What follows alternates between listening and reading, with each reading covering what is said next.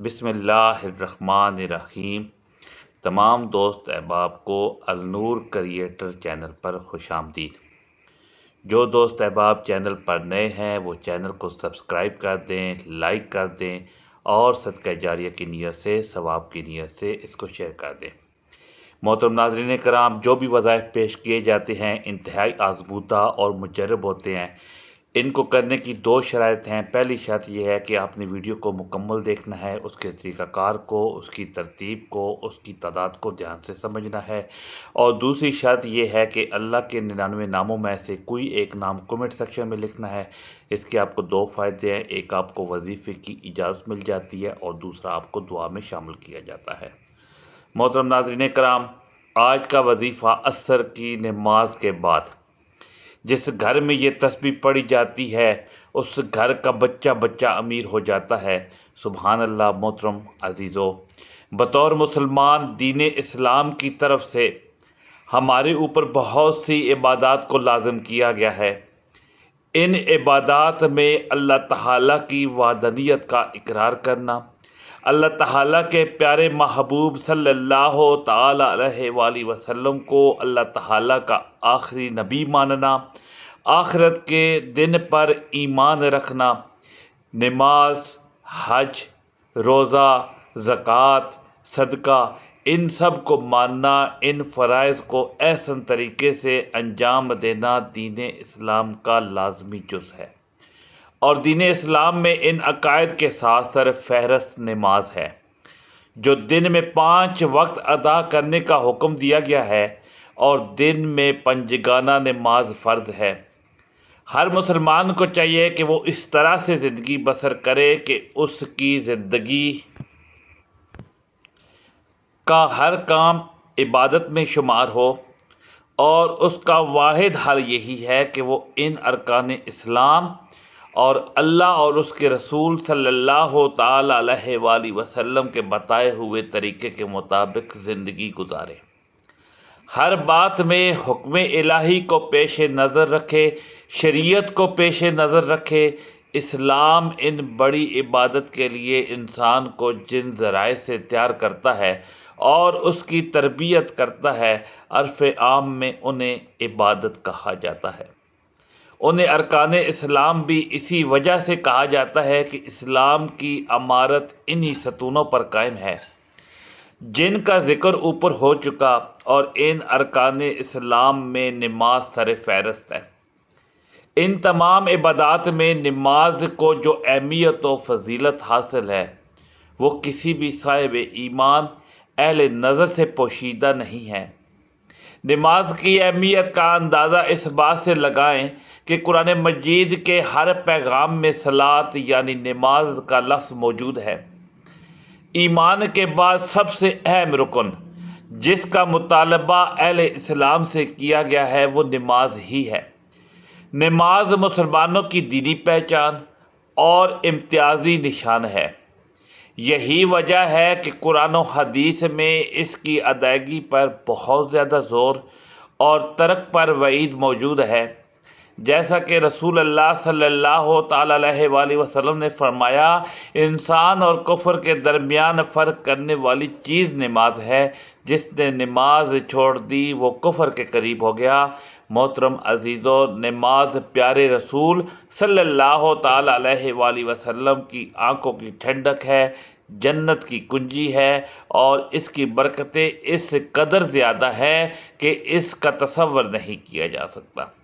نماز ہر عاقل بالغ مرد عورت پر فرض ہے۔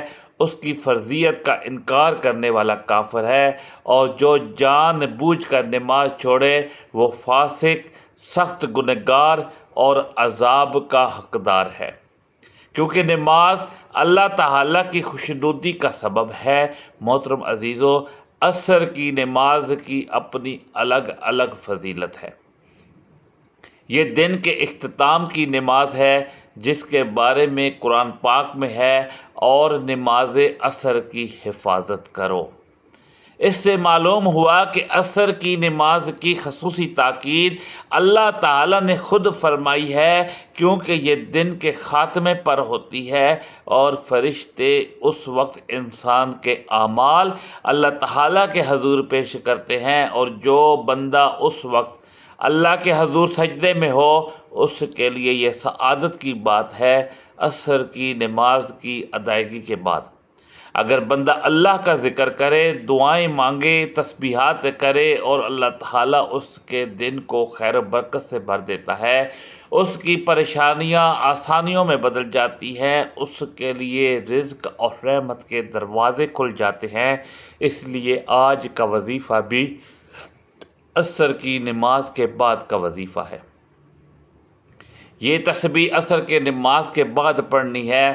اس گھر کا بچہ اللہ کے فضل و کرم سے اربوں کروڑوں پتی بن سکتا ہے۔ گھر میں رزق اور دولت کی برکتیں ایسی جگہ سے آنا شروع ہو جاتی ہیں جہاں سے سوچ بھی نہیں سکتے۔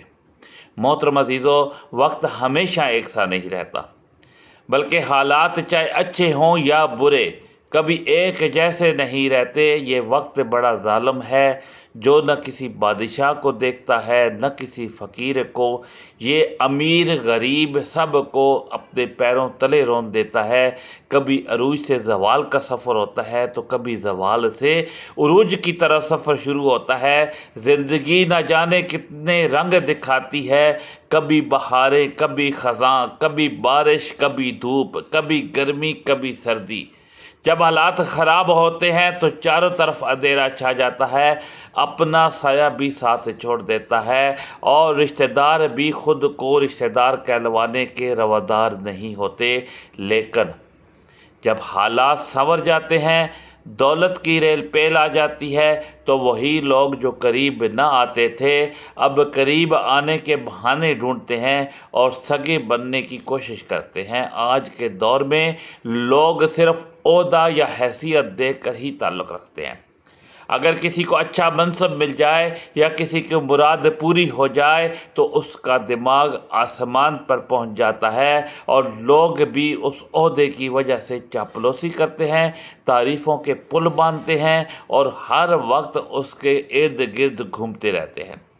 زندگی کے ہر شعبے میں یہ حال ہے کہ کرسی کو سلام کیا جاتا ہے، جس کی کرسی اس کا راج۔ محترم عزیزو، جب اللہ تعالیٰ کسی کو اختیارات دیتا ہے تو شکر گزار بندے عاجزی اختیار کرتے ہیں، مگر اکثر لوگوں کی گردن میں سریا آ جاتا ہے، وہ خود کو زمین کا خدا سمجھنے لگتے ہیں اور بھول جاتے ہیں کہ ہر عروج کے بعد زوال ہے۔ اللہ تعالیٰ قرآن پاک میں فرماتے ہیں، اور ہم دنوں کو لوگوں کے درمیان پھیرتے رہتے ہیں، یعنی کہ دنیا میں خوشی اور غم، عزت اور ذلت، کامیابی اور ناکامی سب گھومتی رہتی ہے، کسی ایک پر ہمیشہ قائم نہیں رہتی۔ اس لیے عقل مند وہی ہے جو ہر حال میں صبر کرے، شکر ادا کرے۔ محترم عزیزو، اکثر لوگ زندگی کے اصل راز کو سمجھے بغیر ہی زندگی گزارنے لگتے ہیں۔ وہ زندگی کی زبان سیکھے بغیر زندگی کی کتاب پڑھنا شروع کر دیتے ہیں، حالانکہ زندگی گزارنے کا فن یہ ہے کہ قوانین فطرت کو سمجھا جائے، اللہ تعالیٰ کے بنائے ہوئے اصولوں کو اپنایا جائے، کیونکہ یہ کائنات کا نظام ایسا ہے کہ کبھی سفر ہموار راستوں پر چلتا ہے اور کبھی نشیب و فراز آتے ہیں، کبھی بلندیاں نصیب ہوتی ہیں، کبھی ڈھلوانوں سے اترنا پڑتا ہے۔ الغرض زندگی کا سفر کبھی آسان تو کبھی کٹھن ہوتا ہے، مگر منزل پر وہی پہنچتا ہے جو مشکلات کے باوجود صبر، استقامت اور صحیح طرز کو اپناتا ہے۔ جو شخص اللہ تعالیٰ کے قوانین کو سمجھے گا وہ مشکل وقت میں بھی کامیاب ہوگا، لیکن جو ان کو جانے بغیر چلتا ہے وہ ناکامیوں، مایوسیوں اور محرومیوں کا شکار ہوتا ہے۔ محترم عزیزو، حقیقت یہ ہے کہ جو اکثریت ناکام زندگی گزار رہی ہے اس کی بڑی وجہ یہی ہے کہ وہ زندگی کے اصول اور قوانین کو جانے بغیر زندگی گزار رہے ہیں، جبکہ ان قوانین کا سب سے بڑا سرچشمہ قرآن مجید ہے، جو حکمت و دانائی کا خزانہ ہے۔ اللہ تعالیٰ فرماتے ہیں بے شک یہ قرآن وہ راستہ دکھاتا ہے جو سب سے سیدھا ہے۔ اس کے بعد احادیث مبارکہ ہے جن میں چھوٹے چھوٹے جملوں میں بڑی حقیقتوں کو سمیٹا گیا ہے۔ حضور صلی اللہ تعالیٰ علیہ وآلہ وسلم نے فرمایا عقل مند وہ ہے جو اپنے نفس کو قابو میں رکھے اور مرنے کے بعد کے لیے تیاری کرے، اور عاجز وہ ہے جو خواہشات کے پیچھے چلتا ہے اور اللہ سے امید باندھتا ہے۔ یہ سب ہمیں یہ سبق دیتے ہیں کہ وقت کو پہچانو، حالات کو سمجھو اور اللہ کے بتائے ہوئے راستے پر چلو تاکہ کامیابی اور سکون تمہارے مقدر میں لکھ دیا جائے۔ محترم عزیزو، زندگی ایک امتحان ہے اور اس امتحان کی کامیابی صرف اسی کو ملتی ہے جو وقت اور حالات کی نزاکت کو پہچان کر صحیح راستہ اختیار کرے۔ حقیقت یہ ہے کہ انسان کو جب نعمتیں ملتی ہیں تو وہ اپنے آپ کو بھول جاتا ہے، اور جب مشکل وقت آتا ہے تو شکوے شکایت کرنا شروع کر دیتا ہے۔ حالانکہ عقل مند وہی ہے جو ہر حال میں اپنے خالق کو یاد رکھے، اپنے رویے میں اعتدال قائم کرے۔ قرآن مجید میں اللہ تعالیٰ فرماتے ہیں ہم ضرورتوں میں خوف، بھوک اور مال و جانوں اور پھلوں کے نقصان سے آزمائیں گے، اور صبر کرنے والوں کو خوشخبری دے دو جو مصیبت کے وقت کہتے ہیں بے شک ہم اللہ کے ہیں اور ہم اسی کی طرف لوٹ کر جانے والے ہیں۔ اس سے معلوم ہوتا ہے کہ زندگی میں آنے والے نشیب و فراز اصل میں ہماری آزمائش ہیں، تاکہ یہ پرکھا جائے کہ کون اللہ پر بھروسہ کرتا ہے اور کون مایوسی کا شکار ہوتا ہے۔ محترم عزیزو، انسان جب زندگی کو صرف دنیاوی رنگ میں دیکھتا ہے تو وہ بہت جلد نا امید ہو جاتا ہے، لیکن وہ جب سمجھ لیتا ہے کہ یہ زندگی عارضی ہے اور اصل زندگی آخرت کی ہے تو پھر وہ ہر حال میں مطمئن رہتا ہے، کیونکہ اسے یقین ہوتا ہے کہ صبر کا بدلہ اللہ تعالیٰ کے ہاں محفوظ ہے اور دنیا کی تکلیفیں عارضی ہیں۔ اسی وجہ سے قرآن میں بار بار صبر اور شکر کی تلقین کی گئی ہے، اور یہی کامیابی کی کنجی ہے۔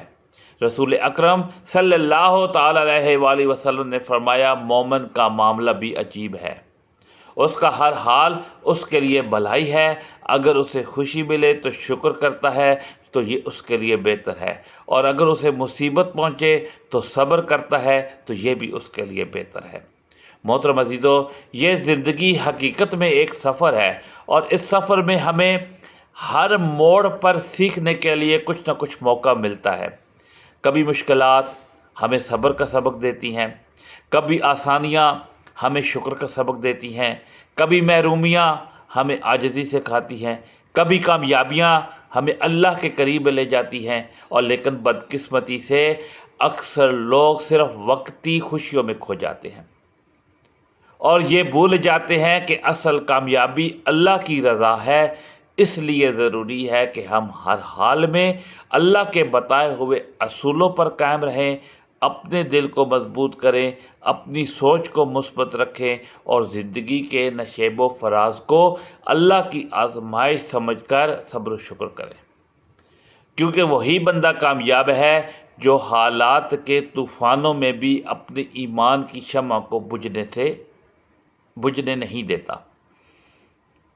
محترم عزیزو، حقیقت یہ ہے کہ انسان کا دل سکون صرف اسی وقت پاتا ہے جب وہ اپنے رب کو یاد کرتا ہے۔ قرآن مجید میں اللہ تعالیٰ فرماتا ہے سن لو دلوں کا اطمینان اللہ کے ذکر ہی سے ہے۔ یہ آیت ہمیں بتاتی ہے کہ دنیا کے مسائل کتنے ہی بڑے کیوں نہ ہوں، اگر انسان اپنے دل کو ذکر الہی سے منور کر لے تو وہ کبھی مایوسی کا شکار نہیں ہوتا، بلکہ مشکلات میں بھی اسے سکون اور حوصلہ نصیب ہوتا ہے۔ محترم عزیزو، جب انسان کے دل پر پریشانی کا بوجھ بڑھ جائے تو اس کا بہترین علاج اللہ کے ذکر میں ہے۔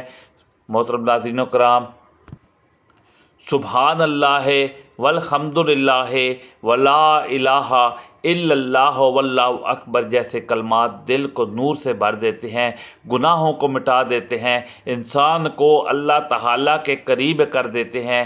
نبی کریم صلی اللہ تعالیٰ علیہ وآلہ وسلم نے فرمایا، اپنے رب کو کثرت سے یاد کیا کرو یہاں تک کہ لوگ تمہیں دیوانہ کہیں۔ یہ اس بات کی دلیل ہے کہ ذکر الہی نہ صرف ہمارے گناہوں کو مٹاتا ہے بلکہ ہماری روح کو طاقت بھی بخشتا ہے۔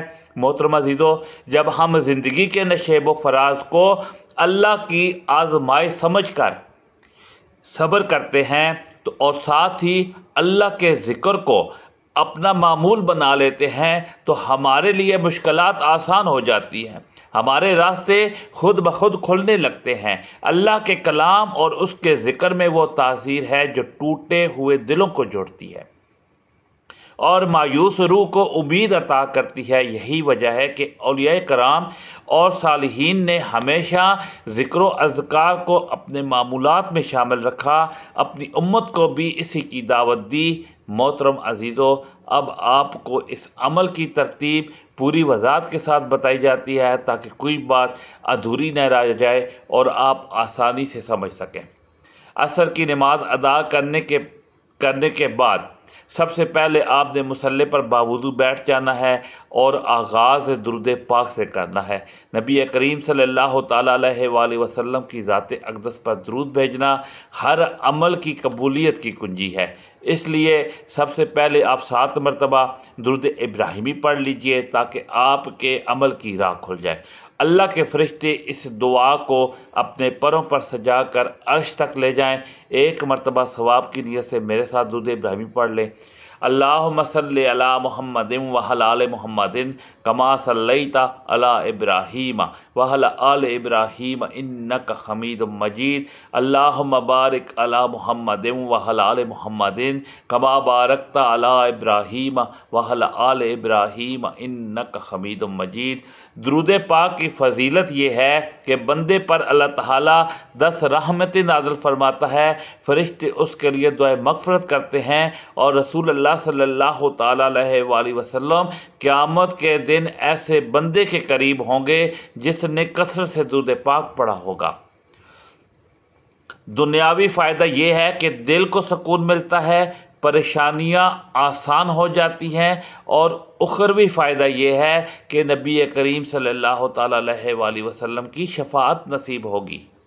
محترم عزیزو، درود پاک پڑھنے کے فوراً بعد آپ نے نیت کرنی ہے جو بھی آپ کی حاجت ہے، چاہے رزق کی کشادگی ہو، قرض کی ادائیگی ہو، نافرمان اولاد کو فرما بردار بنانا ہو، میاں بیوی کے تعلقات میں محبت پیدا کرنا ہو، گھر میں برکتوں میں اضافہ کرنا ہو، اسی نیت کے ساتھ آپ نے یہ وظیفہ شروع کرنا ہے۔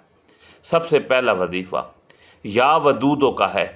یا ودودو کا مطلب اے بے حد محبت کرنے والے، جو بندہ عصر کے بعد یا ودودو کو 21 مرتبہ پڑھتا ہے، اللہ تعالیٰ اس کے دلوں میں محبت ڈالتا ہے اور نفرت و دوری کو ختم فرما دیتا ہے۔